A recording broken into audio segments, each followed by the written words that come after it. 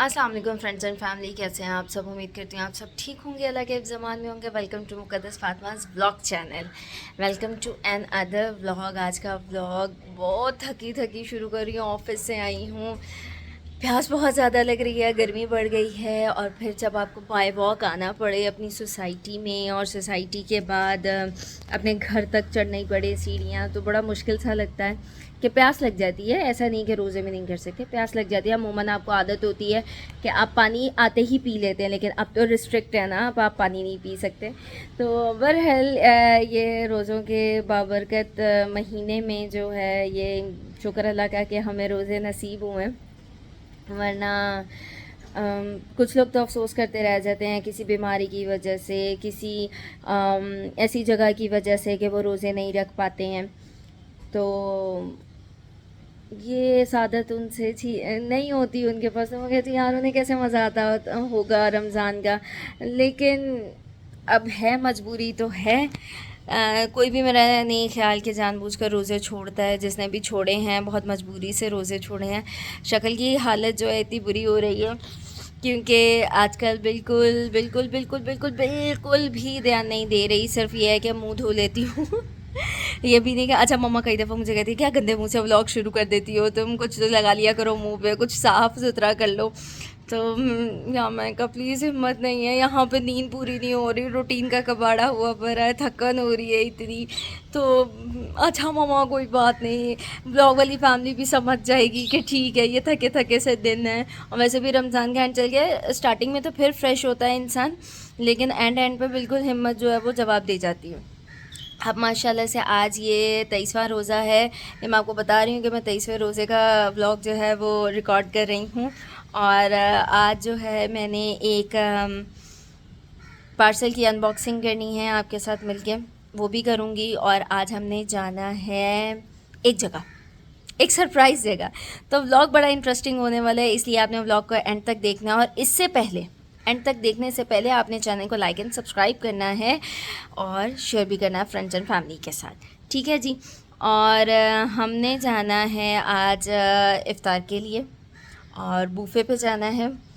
और जो मेरे शहर के रहने वाले हैं, अगर वो गेस कर सकते हैं तो कमेंट बॉक्स में मुझे ज़रूर बताएं कि आपको क्या लगता है कि मैं कहाँ जा रही हूँ।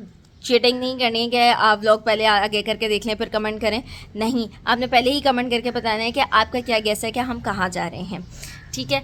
तो वो साथ साथ मैं रिकॉर्ड करूँगी। अभी ऑफिस से आई हूँ, थोड़ी सी ये अनबॉक्सिंग करूँगी आपके साथ, और फिर मूड हो रहा है कि थोड़ी देर सो जाऊँ, क्योंकि जाना तो शाम में है, तो सो जाऊँ। नमाज़ भी पढ़ चुकी, कुरान पाक भी पढ़ चुकी, वो ऑफ़िस में ही पढ़कर आ जाती हूँ कि घर आते ही इंसान के ऊपर शैतान हावी हो जाता है कि वो सुस्ती की वजह से थोड़ा सा लेटता है, और लेटने के बाद नमाज़ कज़ा हो जाती है। तो मैंने पहले रमज़ान से ही डिसाइड कर लिया था कि मैं अव्वल वक्त में ही नमाज़ पढ़ लूँगी, नमाज को डिले नहीं करूँगी बिल्कुल भी।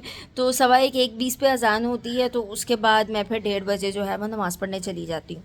तो इसलिए ये टेंशन फ्री रहती हूँ कि शुक्र अल्हम्दुलिल्लाह नमाज़ टाइम पर हो जाती है। तो बाकी चीज़ें नेगलेक्ट हों, इग्नोर हों, उसके बाद डिले हो जाएँ, इग्नोर हो जाएँ, वो मसला नहीं है। नमाज़ हो जाती है ना, सुकून आ जाता है। अब मगरिब का भी ऐसे शुरू कर दिया कि भाई वगैरह सब मस्जिद चले जाते हैं नमाज़ के लिए, वहीं पे रोज़ा अफ्तार करते हैं। तो हम लोग भी घर पे सिर्फ खजूर और शरबत, ये कौवा आया है, मैं आपको दिखे, ये बैठा हुआ है, ये खाना लेकर आया और यहीं शेड में आके खाना खाता है। बता रही थी कि भाई जो हैं वो वहाँ पे अफ्तार करते हैं, तो हम भी खजूर और पानी से अफ्तार करने के बाद नमाज़ पढ़ लेते हैं, फिर खाना उनके साथ खाते हैं। क्योंकि आपने मेरे व्लॉग्स में देखा होगा कि अफ्तार आइटम तो कोई बनता नहीं है इतना, कभी कभी कुछ ट्राई करने का शौक़ आता है, या बच्चों के कहने पर जो है वो चीज़ बन जाती है तो हम वो खा लेते हैं, अदरवाइज़ डायरेक्टली खाना खाना है। तो आज तो हम जा रहे हैं प्रॉपर जी अफ्तारी करने भी, उसके बाद डिनर करने भी। यार मेरा ये दुपट्टा फिसले जा रहा है क्योंकि ये शिफॉन का है, इसलिए मैं स्कार्फ ज़्यादा ना वो दूसरे फैब्रिक के लेती हूँ। अच्छा जी, बहरहाल तो हम जो है अब वो अनबॉक्सिंग करें अपने उसकी। मोस्ट अवेटेड पार्सल है। मेरी मम्मा को इतना इंतज़ार था इस चीज़ का। तो अब वो आज डिलीवर हो गया है। अच्छा, डिलीवर क्या हुआ, दराज से ही मैंने ऑर्डर किया था। हुआ क्या कि मेरा ही नंबर और डिटेल सारी वो थी, मैंने ही ऑर्डर किया था। नहीं तो मैं मम्मा के फ़ोन से भी ऑर्डर कर देती हूँ, कुछ डिफरेंस तो है नहीं, लेकिन मैंने अपने फ़ोन से ही ऑर्डर किया। तो आज मुझे वो बार बार मैसेज आ रहा है कि आपका जो डिलीवरी है वो अनसक्सेसफुल रही है, तो आप तक नहीं पहुँची है। तो मैंने कहा ऐसा ओके, अच्छा ठीक है, दोबारा पहुँच जाएगा। तो आज मैं घर पे आई तो मम्मा कहती तुम्हारा पार्सल आ गया।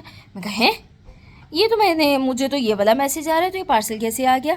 और उसके बाद मुझे कॉल भी आई फिर से, जो इनकी ऑटोमेटिक कॉल होती है कि अगर आपको पार्सल रिसीव नहीं हुआ है, तो अगर आप करना चाहते हैं, दोबारा डिलीवर करवाना चाहते हैं, तो फ़लाँ ये प्रेस करें और वो प्रेस करें। तो मैं इतनी सरप्राइज़, मैं कहा कभी दराज का ऐसा मसला तो नहीं हुआ, लेकिन इस दफ़ा मसला हो रहा है। तो फिर भी पार्सल हमें मिल गया था, पेमेंट हो गई थी। तो मैं रिलैक्स हो गई, मैं कहा चलो अपने सिस्टम में ख़ुद ही ये सही कर लेंगे। तो अब मैं उसकी अनबॉक्सिंग करती हूँ, क्या ऑर्डर किया था ये भी दिखाती हूँ, किस चीज़ के लिए ऑर्डर किया था ये भी रख के दिखाती हूँ आपको। तो चले अनबॉक्सिंग करते हैं। तो जी, ये वो पार्सल है जो ऑर्डर किया था, जो मैं अभी आपको बोल रही हूँ कि हमने अनबॉक्सिंग करनी है। तो अब मैंने ऐसे कैमरा फिक्स कर दिया है और उसको फिर मैं स्टार्ट करने लगी हूँ। अब काइम अली तो सो रहा है, तो मैंने कहा अच्छा मुझे खुद ही करना है, वरना काइम अली खोलता है और मैं शूट करती हूँ, वो ज़्यादा अच्छा रहता है। वो खुश भी हो जाता है कि मम्मा ने मुझसे ओपन करवाया। तो कुछ दिन पहले मैंने आपको बताया था कि बाहर स्विंग के पास टेरेस पे हमें प्रॉब्लम हो रही थी, वहाँ पर टेबल कोई नहीं थी। तो ये फिर ऑर्डर किया। खुल जाओ, एक तो मुश्किल से मिले हो, ऊपर से खुल भी नहीं रहे हो। तो जो लोग डर रहे हैं ये दराज से फर्नीचर ऑर्डर करने पे, वो डरना बंद कर दें, क्योंकि मुझे पहले दो तो बहुत अच्छे से रिसीव हो गए हैं। अब ये वाला भी मैं भी खोल कर देख रही हूँ कि कैसा डिलीवर हुआ है, कोई डैमेज तो नहीं है। तो एक टेबल ऑर्डर की थी टेरेस के लिए स्विंग के पास। तो ये है नेस्ट टेबल, इसको कहते हैं नेस्ट टेबल या फिर मेटल वायर टेबल। ठीक है जी, ये इसका बेस आ गया हमारे पास। पहले हम इसका टॉप निकाल लेते हैं।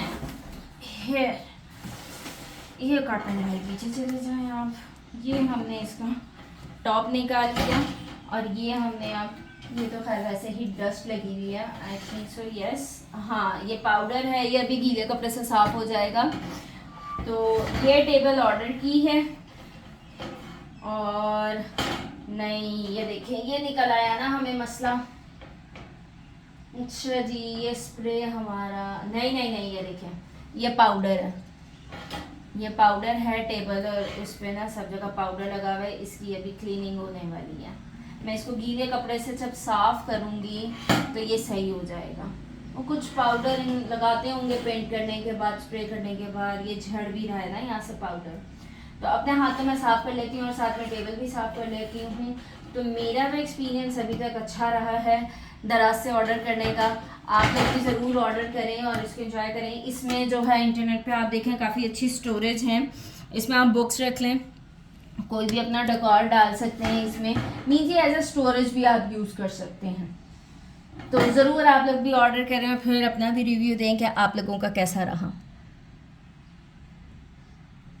तो जी दे यू कैन सी कि ये टेबल यहाँ के लिए ऑर्डर की थी। ऐसे स्विंग के पास कोई ना कोई टेबल चाहिए थी, तो इसके लिए ये टेबल ऑर्डर की थी। तो उम्मीद करती हूँ कि मुझे तो पसंद आई है, आप लोगों को भी पसंद आई वो।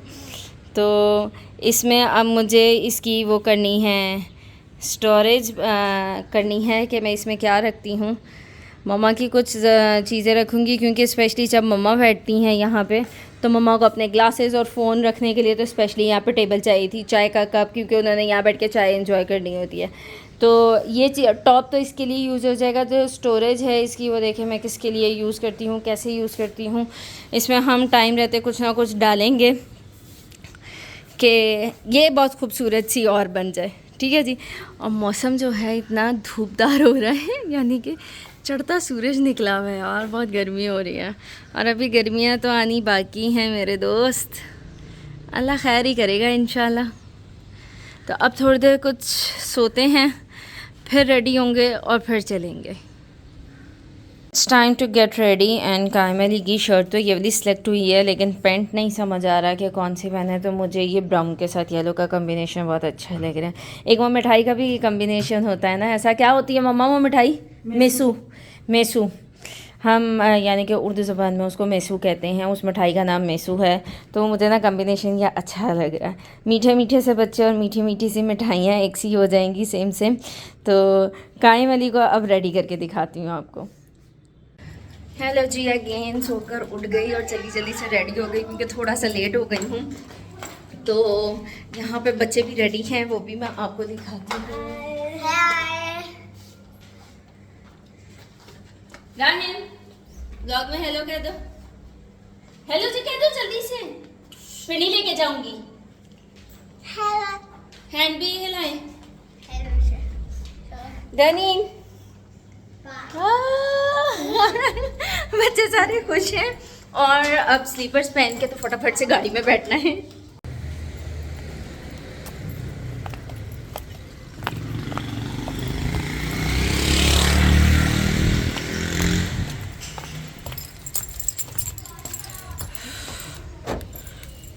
गाड़ी में बैठना है जल्दी से।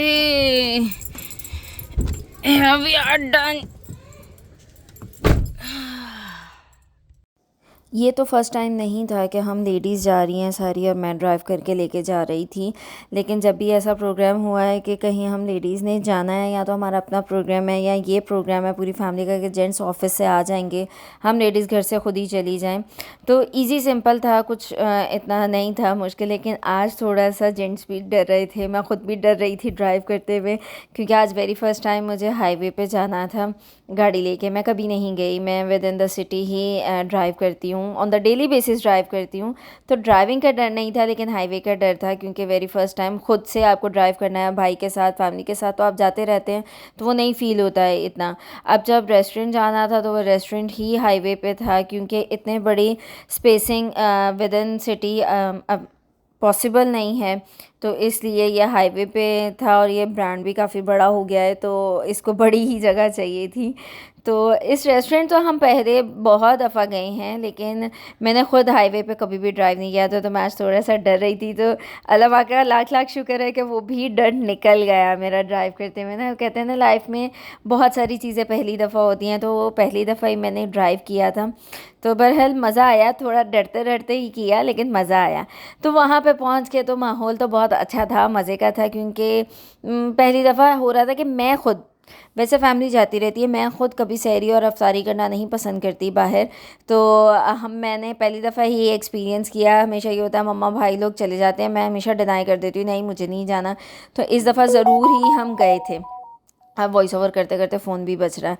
बहरहाल वहाँ पे पहुँचे तो पहला सेटअप तो शरबत लस्सी और नींबू पानी का लगा हुआ था विद खजूर।